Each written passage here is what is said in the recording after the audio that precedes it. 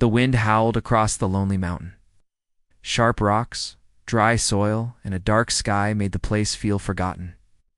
No one came here anymore, but one man climbed with purpose. His name was Luke. Wasn't a soldier or a scientist, just a curious soul looking for meaning after losing everything. He had followed an old map passed down in his family.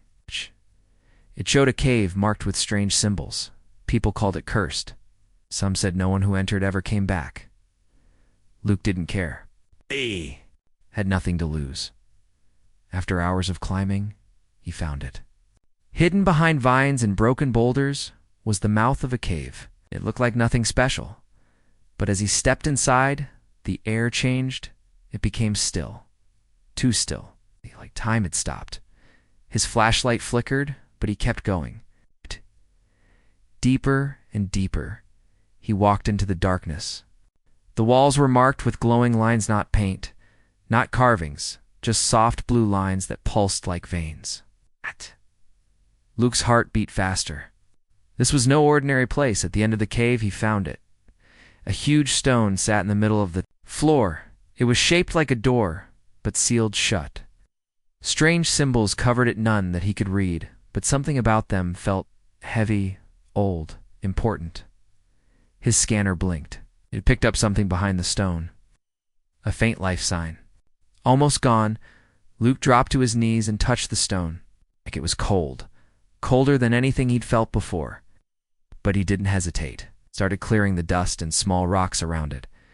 Hour by hour passed. His hands bled. His arms shook, but he didn't stop. He had to know what was inside. Finally, with one last push, the stone shifted. A loud crack echoed through the cave, and a soft light leaked out from the crack. He pulled harder, using every bit of strength he had left. The stone fell forward, and there she was. A girl, no. A young woman lay inside a crystal-like pod. Her skin was pale. Her hair floated slightly as if in water. She looked peaceful, like she was only sleeping. But she hadn't aged a day in 30 years then. Her eyes opened. Bright silver eyes met his. They were calm, not scared. Like she'd been waiting, Luke stepped back, stunned. "Are you okay?" he asked softly. The girl blinked slowly, then sat up. The pod cracked open around her without a sound. Steam rose into the air. She stepped out barefoot, her white clothes still clean, as if time had ignored her. "How long was I inside?" she asked, her voice soft and smooth. Her accent was strange, like it belonged to another time. 30 years, Luke answered. She looked around the cave. The glowing symbols dimmed slightly. "The seal broke," she whispered. "Then it's begun." Luke frowned. "What began?" "Who are you?" "My name is Lyra," she said. "I was part of a science group. We found this cave by accident. But it wasn't just a cave. It was a lock. I was the key." "A lock?" Luke asked. Lyra nodded. "There's something behind this place, something that should never be free. When the rift became unstable, I volunteered to enter stasis. I was the only one who could keep it sealed." Luke looked at her in disbelief. "You stayed here, alone, for 30 years? To stop something from escaping?" Lyra smiled sadly. "I didn't expect to wake up again, not unless the seal was broken." A chill ran down Luke's spine. "I broke it. I didn't know." "You did what you had to," she said kindly. "I'm not angry, just surprised it lasted this long." They stood in silence for a moment. The cave trembled softly. Dust fell from the ceiling. The symbols glowed brighter for a second, then faded. "It's weakening," Lyra said. "We have to leave."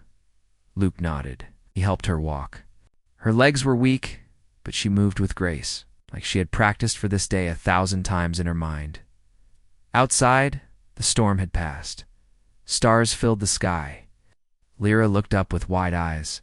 "So much has changed," she whispered. "The sky. It feels different." They began the long walk down the mountain. Luke shared his coat with her. She didn't seem cold, but she accepted it. "Lyra," he asked, "you said something is behind the cave. What is it?" She paused, then answered slowly. "It's rift between worlds. Not just space, but time." My team discovered it by mistake. The energy inside it, it bends reality. We couldn't control it, we barely contained it. So you became the seal? Luke asked. Yes, she said. Body was altered to match the rift's frequency. I was placed inside that pod to balance the energy. If I left, the rift would open again. Luke felt sick. And now? Now it's waking. As they reached the base of the mountain, Luke saw something in the sky, a blinking red light. It moved too smoothly to be a star. Then another. And another dot, drones. They were being watched. Someone else knows, Lyra whispered. They're coming. Luke clenched his jaw. Who?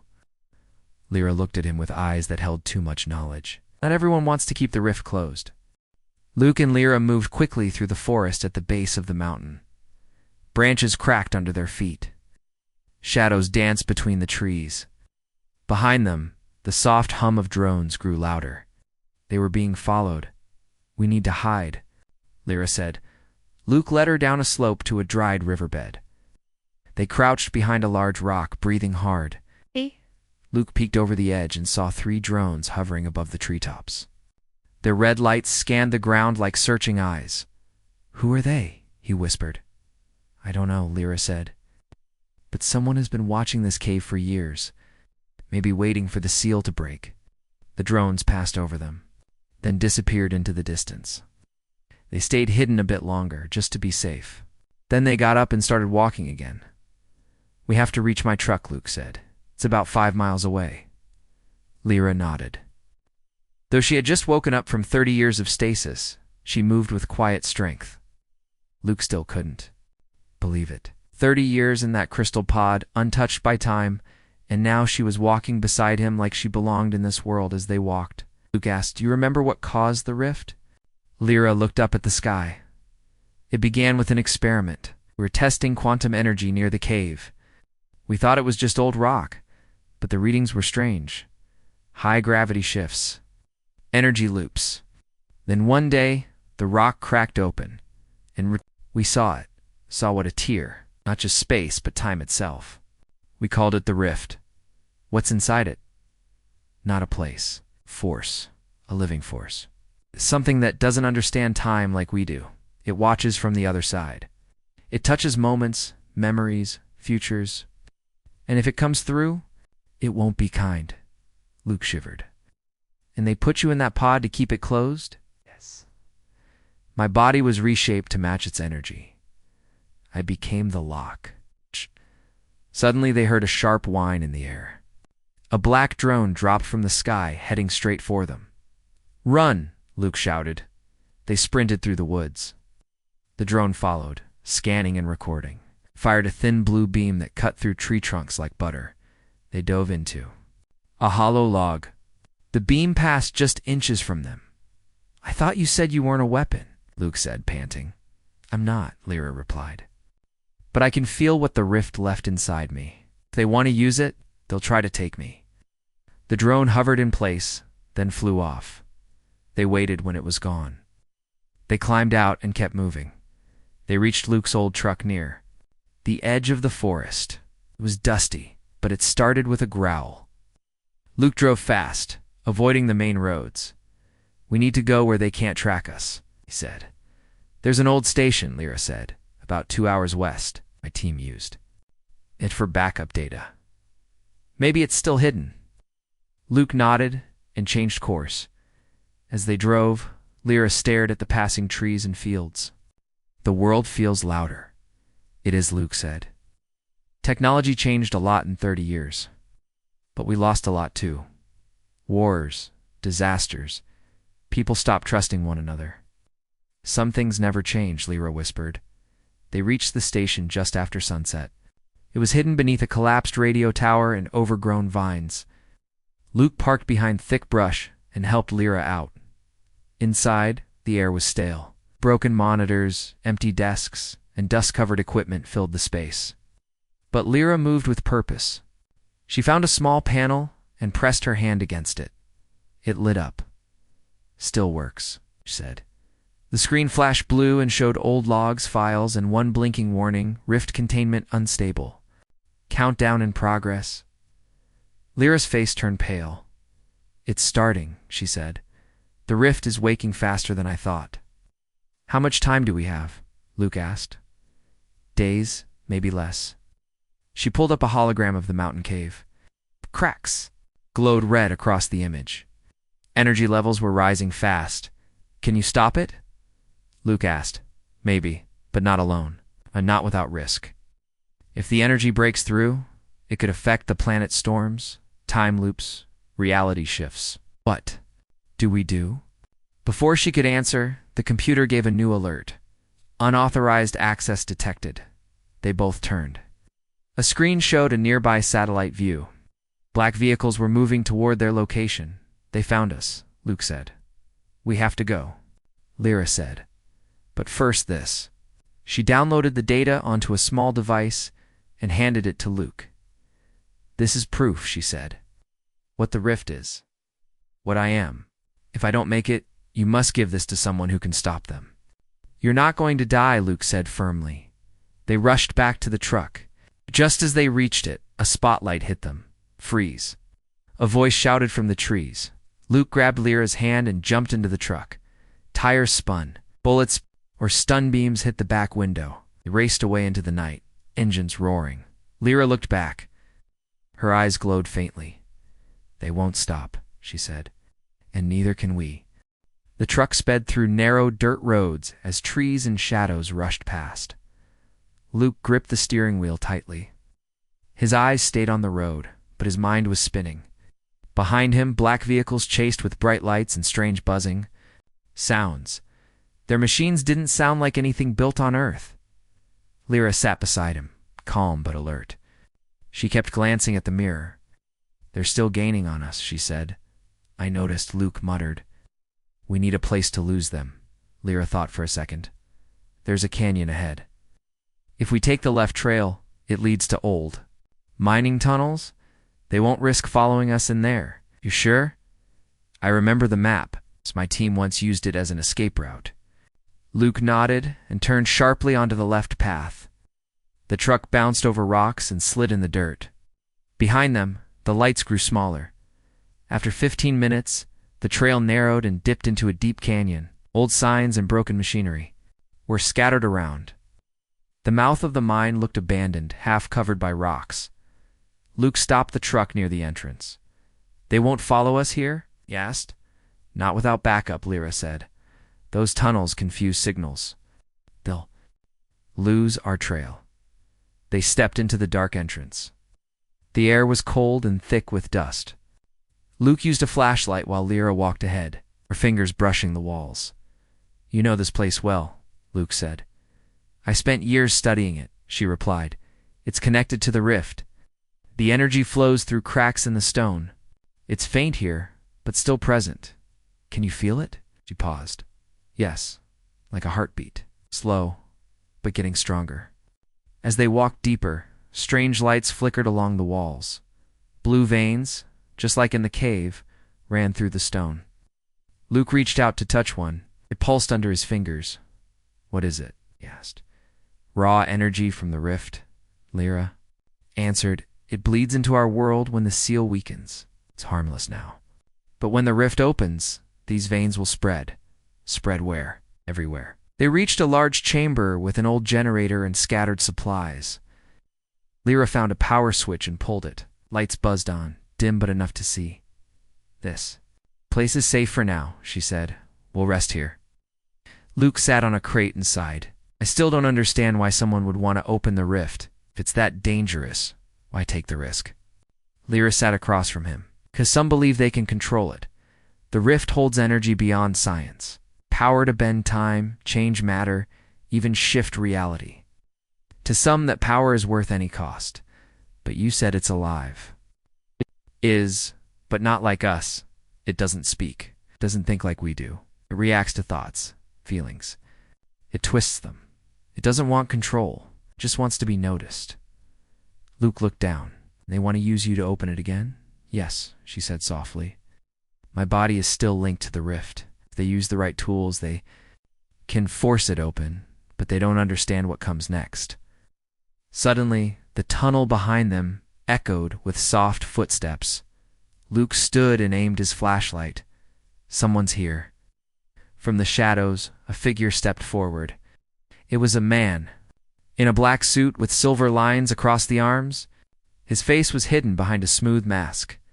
"Don't run," the man said calmly. "We don't wish to harm you." Lyra stepped between him and Luke. "You followed us." "Of course," the man said. "You are too important to lose.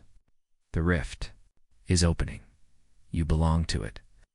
"I'm not a tool," Lyra said sharply. "You are a connection," the man replied. "Without you, the process fails. But with you, we can bring a new era." Luke stepped forward. "What kind of era destroys?" "Everything." "Destruction is just change," the man said. "The rift offers power beyond death, beyond time." "Why fear it?" "'Cause we're not ready for it," Lyra said. The man raised a device shaped like a black flower. It opened, and a beam of light shot toward Lyra. She raised her hand and something strange happened. Time slowed. Luke saw dust freeze in the air. His own breath moved slowly like in a dream. The beam of light twisted, then faded. Lyra stepped forward and knocked the device from the man's hand. Time returned to normal. In a sudden rush, the man staggered back. "So, it's already begun," he said with awe. "Leave," Lyra warned. He smiled under the mask. "You can't stop what's coming." Then he disappeared into the shadows. Luke ran to Lyra. "Are you okay?" She nodded, but her hand trembled. "I didn't know I could do that. The rift's power is growing inside me." "You stopped him," Luke said. "For now," she whispered. They packed what little they had and moved deeper into the mine. They needed answers, and time was running. Out as they walked through the narrow tunnels, Lyra spoke again. "I remember something. Before I entered the pod, our team recorded a hidden signal, a message sent from the rift itself. We didn't understand it. Maybe now we can. Where is it?" "Right in the final chamber. It's buried in the old research logs. If we reach it, we might learn how to stop the rift from opening fully." "Then let's go," Luke said. But behind them, far above the canyon, the masked man watched from a ledge. He touched his earpiece. "She's awakening," he said. "Prepare the gate. The girl will lead us home." The tunnels grew darker as Luke and Lyra moved deeper into the abandoned mine. Old wires hung from the walls. Broken lights flickered, giving the place an eerie glow. The air felt heavier now, filled with a quiet hum that vibrated through there. Bones. Lyra stopped at a corner. Her fingers brushed the wall. "This is it," she whispered. "The final chamber?" Luke asked. She nodded. "This is where my team left the core logs before everything collapsed. If the signal is still there, we'll find it inside." They stepped into a wide underground room. Old tables, shattered screens, and strange machines filled the space. In the center stood a tall glass cylinder with metal arms reaching out from its sides. It looked like a machine meant to talk to something that didn't speak. Lyra walked to the control panel. Her hands moved quickly over the buttons. Buzzed and lit up with faded text. "Welcome back, Doctor. Lyra Sen." Luke's eyes widened. "It still remembers you." "These systems were connected to me," Lyra said. "Part of the process to link my energy to the rift. It's how we stabilized the seal before." She tapped a few more keys. The screen blinked and then played. A file. Static filled the room, followed by a low, deep voice that didn't sound human. It didn't speak in words, but in sounds that made Luke's head hurt. The room shook slightly. Lyra paused the file. This was the signal. The rift's voice. We couldn't translate it before. Maybe now, with my connection, I can try? She placed her hand on a small glass circle on the panel. Blue light wrapped around her fingers. Light. Her eyes glowed faintly. The machine translated the signal into soft words. "Anchor lost. Cycle will begin. Gates opening. Join the return." Luke stared at the words. "What does that mean?" "Anchor lost." "That's me," Lyra said quietly. "Since I left the pod, the rift thinks the seal is gone. Now it's preparing to open. Gates opening, that could mean more than one rift. If the energy spreads, New rifts may form all over the world. The result could be unfixable. Suddenly, another screen turned on by itself. A live video feed played showing the mountain cave where Lyra had been trapped. Drones flew above it. Ow. A group of people in dark suits worked with glowing tools. At the front stood the masked. "Man, they're preparing the gate," Luke said. "They're going to force it open," Lyra replied. "Can we stop them?" Lyra looked at the machines. "Only if we return to the cave. I can still link to the rift. If I re-enter the pod, maybe I can calm the energy and stop the full opening." "But," Luke looked at her. "But what?" "If I do that," she said softly, "I might not wake up again." The silence that followed felt heavy. "There has to be another way," Luke said. "Maybe," she whispered. "But time is running." Out, a loud sound echoed through the tunnels. They weren't alone. Luke grabbed a nearby tool that looked like a heavy wrench. Lyra stepped back and readied herself. The door to the chamber burst open. 3 masked figures entered with glowing weapons. "Do not resist," one of them said. "The girl comes with us." "You're not taking her," Luke shouted. They opened fire, beams of energy flying. Across the room, Luke pulled Lyra behind a crate. Sparks exploded as machines were hit. Lyra raised her hand, and the air around them shimmered. Time slowed again. The energy beams froze mid-dash air. She stood up and walked toward the masked men. Her eyes glowed bright now, and her voice was calm. "Leave, now." The men tried to move. They couldn't. They were trapped in her time field. She waved her hand gently, and all 3 were pushed back by a sudden force. They hit the wall and slid to the floor, stunned but alive. The time field ended. Luke stood up. "You saved us again." Lyra looked down at her hands. "It's power. It's growing fast. I don't know how long I can control it." They left the chamber, taking the data disk with them. Luke drove the truck back toward the mountain. This time they didn't try to hide. Speed was more important than safety. As they neared the mountain base, Lyra whispered, "Listen." Luke slowed the truck. A strange hum filled the air deep, strong and unnatural. The air shimmered above the cave. Lightning danced across the sky without clouds. The rift was waking. Machines had opened the front of the cave wider. The pod where Lyra had been trapped was now outside, surrounded by energy beams and cables. The masked man stood on a platform, speaking to a group of officials and scientists. "The girl is our bridge," he said. "With her energy, we unlock the next age. No more death, no more time, only truth." "Yeah, that's madness," Luke said. Lyra touched his shoulder. "We have to stop them, how? We cut the connection. If I destroy it, the link breaks." "But that means yes," she said. "I won't be a bridge anymore. I'll be free." Luke distracted the guards while Lyra moved to the platform. She climbed the side and stood before the pod. The masked man saw her. "You've returned. Good. Step inside. Let us finish." Lyra said. "You don't understand the danger." "We understand perfectly," he said. "We're ready to change." Lyra shook her head. "Then I'm sorry," she placed. Her hand on the pod, her energy surged. The pod cracked, then shattered.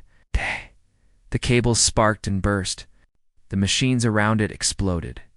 The sky screamed. The rift above the mountain twisted in on itself. The light pulled inward, folding like a sheet. Then silence. Everything stopped. The energy faded, the hum vanished, and the air felt normal.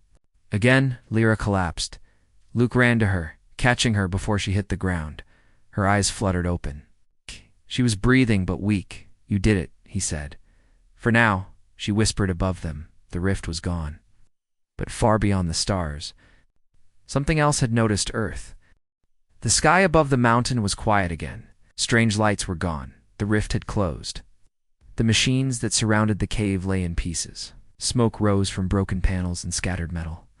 It looked like a war had ended, but not many had seen it. Luke held Lyra close. Her body felt cold, and her skin was pale. She had used a lot of her energy to destroy the pod and stop the rift. Her eyes slowly opened, and she looked up at him. "You're still here," she whispered. "Of course," Luke said gently. "You didn't think I'd leave you, did you?" Lyra gave him a small, tired smile. It worked. "I can feel the silence in the air. He helped her sit up. What now? Is it over? Lyra looked around. The masked man and his followers were gone. The people who had helped build the machines had vanished too, probably afraid or confused after. The sudden shutdown. The rift is closed for now, Lyra said. But I think something else has noticed us. What do you mean? When I broke the connection, I felt something beyond the rift, she said. Something watching. It wasn't angry, just curious, like it had been sleeping. And now it's awake. Luke looked at the sky. The stars above seemed a little brighter than before. They moved away from the mountain. Lyra needed rest, and Luke wanted to get her somewhere safe. They returned to the hidden cabin deep in the woods, a place Luke had fixed up long ago when he needed to escape the world. For a few days, they stayed there. Lyra slept often, her energy slowly returning. Luke cooked simple meals and kept watch for any sign of the masked group, but nothing came. The world outside didn't even seem to know what had happened. One morning, Lyra stood outside the cabin, looking at the sunrise. Luke joined her with 2 cups of warm tea. "You look better," he said. "I feel better," Lyra replied. "But something still moves beneath the surface. The energy inside me hasn't fully gone. Is that bad? I'm not sure. It's like a quiet whisper. Not a voice, but a feeling." Luke frowned. "Do you think they'll try again? The people who followed that masked man?" Lyra nodded. "They might. They believed in the rift. They thought it would give them power. Or answers. Now they're scattered, but not defeated." "And the thing you felt beyond the rift?" Luke asked. "Do you think it will come?" "Maybe not right away," she said. "But if they try to open it again, it will respond.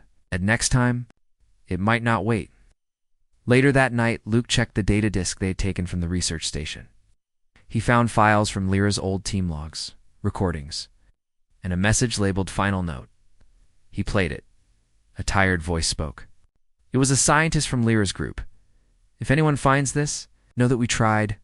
We never meant to wake it. The rift isn't just a crack in time, it's a signal, and something answered. We sealed it, but we don't know for how long.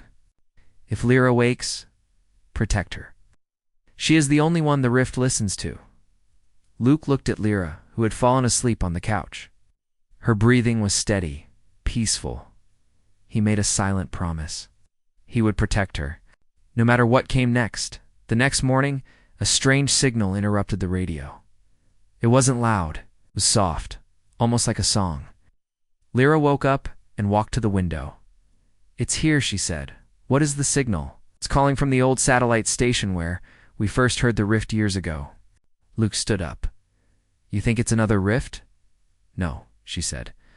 "It's not the same energy. It feels different, like something left behind." They drove to the satellite station.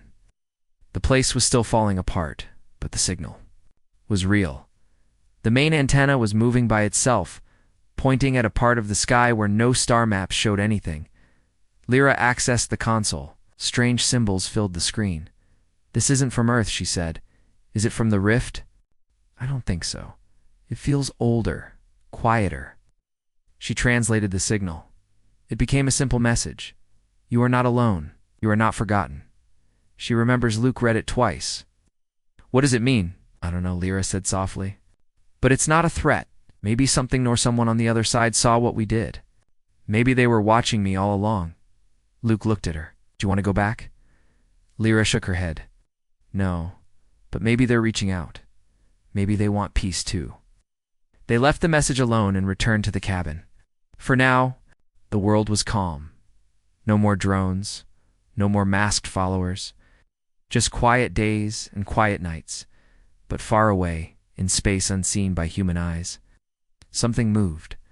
A shape floated beyond stars, drifting closer, curious about the girl who had once been. A seal. It didn't come with war. It came to watch and to listen. The cabin was quiet, surrounded by trees that swayed gently in the breeze. Sunlight came through the windows, warm and peaceful. Luke stood outside chopping wood, while Lyra sat nearby, writing in an old notebook. It had been days since the message. At the satellite station, strange signal had gone silent after that. but something still lingered in the air.